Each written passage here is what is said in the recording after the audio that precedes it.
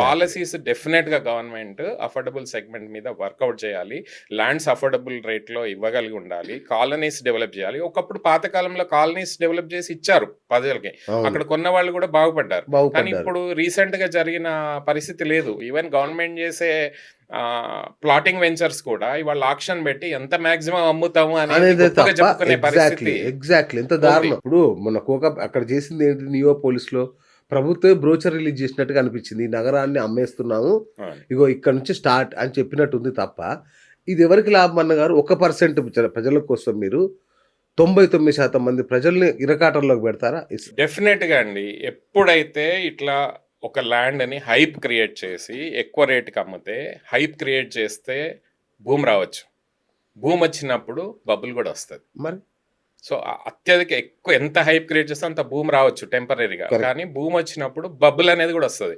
Bubble వచ్చినప్పుడు ఎవరు నష్టపోతారు? సామాన్యుడే కదా. సామాన్యుడు నష్టపోతాడు. బ్యాంకులకు ఇబ్బంది అవుతుంది, డెవలపర్స్ కి ఇబ్బంది అవుతుంది. రేపు అద్దెలకు ఎవరు రారు, జనాలు కూడా రారు. అప్పుడు జనాలు మైగ్రేట్ అవుతారు, సిటీకి రారు. ఇప్పటిదాకా హైదరాబాద్ అడ్వాంటేజ్ ఎందుకు అంటే, వేరే సిటీస్ నుంచి వేరే స్టేట్స్ నుంచి హైదరాబాద్కి ఎందుకు వస్తున్నారు? Because of the affordability, culture, ఇక్కడ వెదరు, ఇక్కడ గవర్నమెంట్ పాలసీస్, సేఫ్టీ, సెక్యూరిటీ ఉంది కాబట్టి కంపెనీస్ వస్తున్నాయి. యాజ్ వెల్ as కంపెనీతో పాటు ఎంప్లాయ్మెంట్ వస్తుంది, ఎంప్లాయ్మెంట్తో పాటు మైగ్రేషన్ వస్తుంది.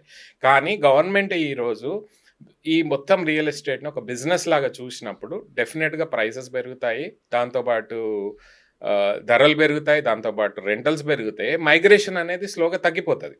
ఇదంతా మళ్ళీ మిడిల్ క్లాస్ వాళ్ళు ఏంటి, నగరం మాది కాదని దూరం వెళ్ళిపోతారు. సో ఇప్పుడు ఏంటి, రిచ్ క్లాస్ వాళ్ళు మాత్రమే సిటీలు ఉండేటట్టు, మిడిల్ క్లాస్ వాళ్ళు సబర్బన్స్ కాదు కదా. రిచ్ క్లాస్ వాళ్ళు సిటీలు ఉండాలి, మిడిల్ క్లాస్ వాళ్ళు సబర్బన్స్ ఉండాలి, పేదోళ్ళు మొత్తం అవుట్స్కట్స్ లో ట్రిపుల్ ఆర్ అవతలు ఉండేటట్టు పరిస్థితి డిసైడ్ చేస్తున్నట్టు క్రియేట్ అయింది. నాకు డౌట్ ఏంటంటే, ఇప్పుడు ఇన్ని రేట్లు పెట్టిన తర్వాత ఎవరు వస్తారన్న గారు? వేరే రాష్ట్రాల నుంచి వచ్చి కొనుక్కుంటున్నారు ఇక్కడ. అంటే ఈ నగరం మనది కూడా కాకుండా పోతుంది. ఇక్కడ ఉండే వాళ్ళకి కూడా అంత సీన్ లేదు, ఇంకా కొనుక్కునే సీన్ లేదు. డెఫినెట్ గా కదా, పక్క రాష్ట్రాల వాళ్ళు వచ్చి కొనుక్కునే పరిస్థితి. అవును. సో ఈ పరిస్థితికి గవర్నమెంట్ అనేది కంపల్సరీ ఒక రెగ్యులేటరీ అనేది చేయాలండి. రెగ్యులేషన్ అనేది హౌసింగ్ సెగ్మెంట్ లో చేయాలి. ఇప్పుడు వేరే కంట్రీస్ లో చూస్తే అఫోర్డబుల్ సెగ్మెంట్ లో గవర్నమెంట్ రెంటల్ హౌసింగ్ కూడా ఇస్తుంది. అంటే ఎవరైతే ఇల్లులు కొనలేని వాళ్ళకి గవర్నమెంట్ అఫోర్డబుల్ హౌసింగ్ కట్టి వాళ్ళు రెంట్కి ఇస్తారు తక్కువ రెంటల్స్ లో.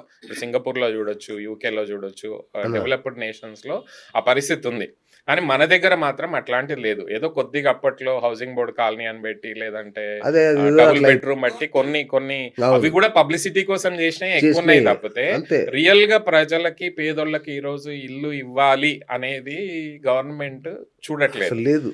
కోటి క్వాలిటీ హౌసింగ్ ఆల్సో ఇంపార్టెంట్. ఇప్పుడు ఇన్ని రోజులు ఒక కంట్రీ, మనం పేద కంట్రీ ఉండేది, పేద కంట్రీ నుంచి ఇప్పుడు కొంచెము డెవలపింగ్ కంట్రీకి వస్తున్నప్పుడు మనం క్వాలిటీ హౌసింగ్ ఇవ్వడం కూడా గవర్నమెంట్ రెస్పాన్సిబిలిటీ. అంటే ఫెసిలిటీస్ కానీ, ఇల్లు కానీ, క్వాలిటీ హౌసింగ్ కూడా గవర్నమెంట్. కానీ ఆ దిశలో ఏ గవర్నమెంట్ కూడా పనిచేయట్లేదు.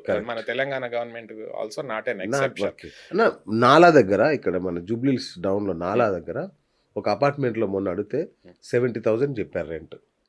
మీరు నాలా దగ్గరనే అంటున్నారు. ఇవాళ ఉస్మాన్ నగర్, కొల్లూరులో కూడా 50,000, 55,000, 60,000 అవుతుంది. మీరు అపార్ట్మెంట్ తీసుకోవాలంటే వాళ్ళని చూసి నార్మల్ స్టాండర్డ్ లోన్ అపార్ట్మెంట్స్ కూడా ఇవాళ 40,000, 50,000 ఎక్కడి నుంచి పట్టుకొస్తారు? ఒక శాలరీ ఎంత ఉంది మన హైదరాబాద్ సగటు శాలరీ ఎంత అన్నా 50.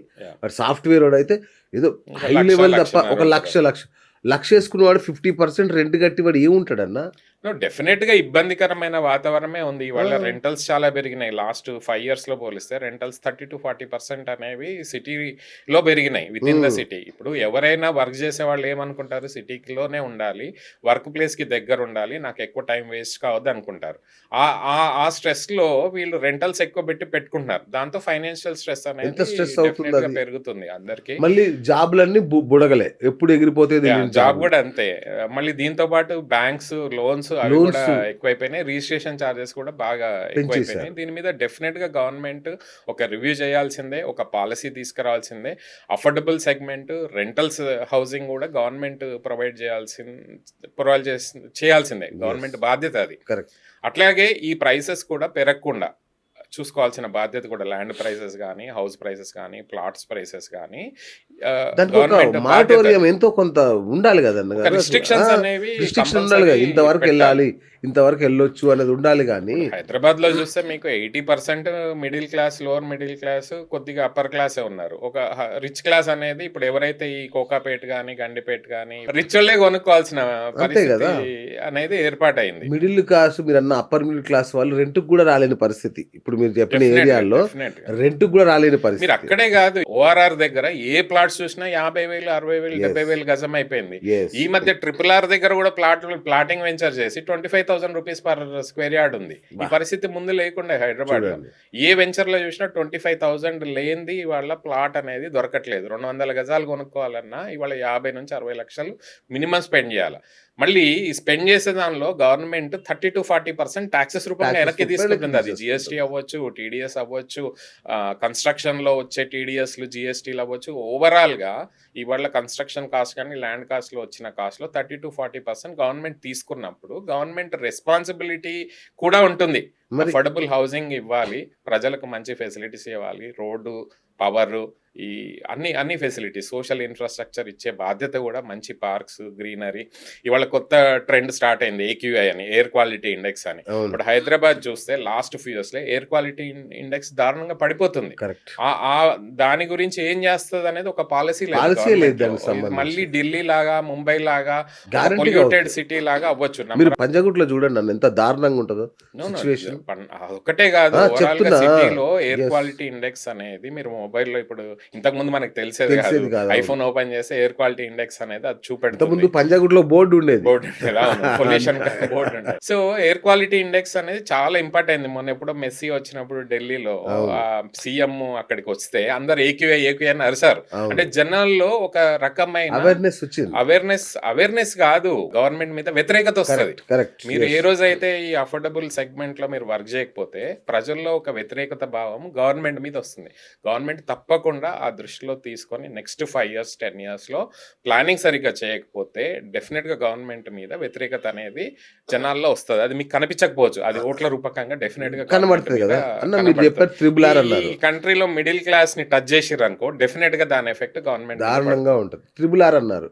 ఏం చేశారన్న ఇప్పటి వరకు? దాని చుట్టుపక్కల ప్లాట్లు అమ్మడం, దాని పేరు చెప్పి ఊదరగొట్టడం తప్ప ఏమన్నా ఒక చిన్న రోడ్, అప్రోచ్ రోడ్ అన్న పడిందా ఇంతవరకు? టిఆర్ఎస్ గవర్నమెంట్ 10 సంవత్సరాలండి, అవును. కాంగ్రెస్ గవర్నమెంట్ వచ్చి 2 years అయింది. కరెక్ట్ 10 ఏళ్ల కిందట మొదలైన RRR. Yes. ఇప్పుడు ఈ 2 సంవత్సరాల నుంచి వీళ్ళు ఏం చేయలేదు, ఆ పాత గవర్నమెంట్ ఏం చేయలేదు. ఇప్పటిదాకా పునాది రాళ్ళు కూడా పడలేదు. స్టార్ట్ అవుతుంది అన్నారు, పేపర్ వర్క్ అయింది, ల్యాండ్ అక్విజిషన్ అయింది. ఇప్పటిదాకా దాని ఓపెనింగ్ అనేది జరగట్లేదు. ఈ నెల, నెక్స్ట్ మంత్, ఆ మంత్, ఈ మంత్ అంటున్నారు తప్పితే రీజనల్ రింగ్ రోడ్ అనేది మనకు హైదరాబాద్ కి అత్యవసరమైన రోడ్ అది, కదా. Which connects all suburbans of Hyderabad. Correct. And Hyderabad city grow అవ్వడానికి రేపు ఫ్యూచర్లో హౌసింగ్ కానీ, ప్లాటింగ్ కానీ అందరికి అందుబాటులో ఉండడానికి రీజనల్ రింగ్ రోడ్ కనెక్టివిటీ అనేది చాలా చాలా important. అవసరం అది. అవును. దాంతో పాటు మెట్రో కనెక్టివిటీ కూడా.